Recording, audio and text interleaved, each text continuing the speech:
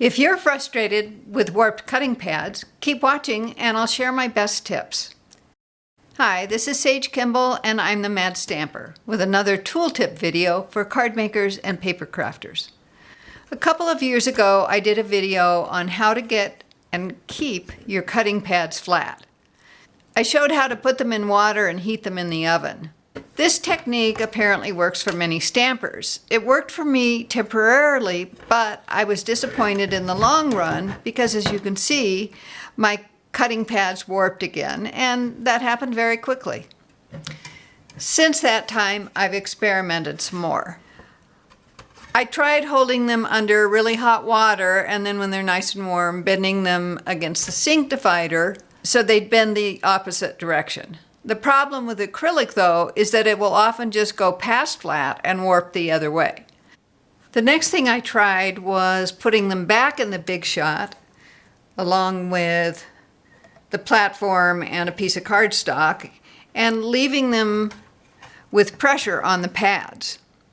I tried it for a while, but it didn't seem to make much difference with already warped pads. My conclusion, even a couple of years ago, is that it's better to prevent warping than trying to fix it. Sizzix recommends placing your cardstock and die in a different place each time you cut. So I would move it from here to here and just move it around the cutting pad. I haven't come up with a system to remember or mark where I last positioned a die. I can remember to change the position during one stamping session, but not when I come back after another day or two.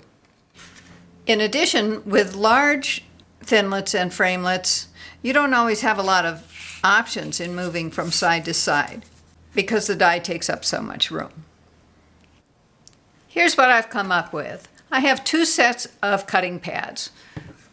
One set is pretty warped, and the other is actually pretty flat. The warped ones I use with embossing folders because they seem to work fine with warped pads, and with thinlets and the precision base plate. When thinlets go through the Big Shot with the precision base plate, it puts a tremendous amount of pressure on the cutting pads, and they tend to get warped easily. In fact, it will even warp the die to some degree. It's important to use the precision base plate with thinlets, as you'll get better cuts than with acrylic pad on the bottom. But the base plate also contributes to more warping. You've probably noticed how much force it takes to run thinlets through the Big Shot with a base plate. So I use one of my curved pads, and I don't worry about the warping. I've had these warped pads for several years, and they still work fine for thinlets and embossing. However, I really need flat cutting pads when I use the magnetic platform. Otherwise, the framelets can shift. So here's one of my warped pads, and if I put it down here, the magnets in the platform don't really catch it. If I turn it over so it curves down towards the platform, it will hold it better, but then I'm going to keep using the same side of the cutting pad and it will warp over time even more. These are the cutting pads I use with a magnetic platform. I bought them about 1.5 years ago and have been meticulous about flipping them each time I use them. You can see that they've stayed relatively flat. I came up with a system to make sure I'm flipping them every time. I've labeled each cutting pad with an A and a B size. I start with an A pad on the bottom, that is with the A facing up, and put the top pad on the A side as well.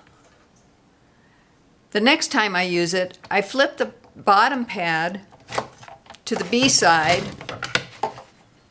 and then the top pad too.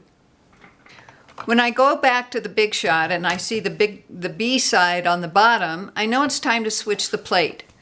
So the pad that was on top now goes on the bottom and I turn it over to the A side and add the A side of the other pad on top. This allows me to keep track of which sides of the pads I used last and gives me a way to know when it's time to change which is on bottom and which is on top. You can see that these labeled pads are much flatter than any of the other pads in my studio. So if you're not getting good results with heating your pads or other techniques to try to unwarp them, start with a new set of pads and try this system. Thanks for watching. Please like this video, share it with your friends, and leave me a comment. For more inspiration and instructions, be sure to sign up for my newsletter at www.stampingmadly.com. And don't miss another great video. Subscribe to the Mad Stamper YouTube channel now.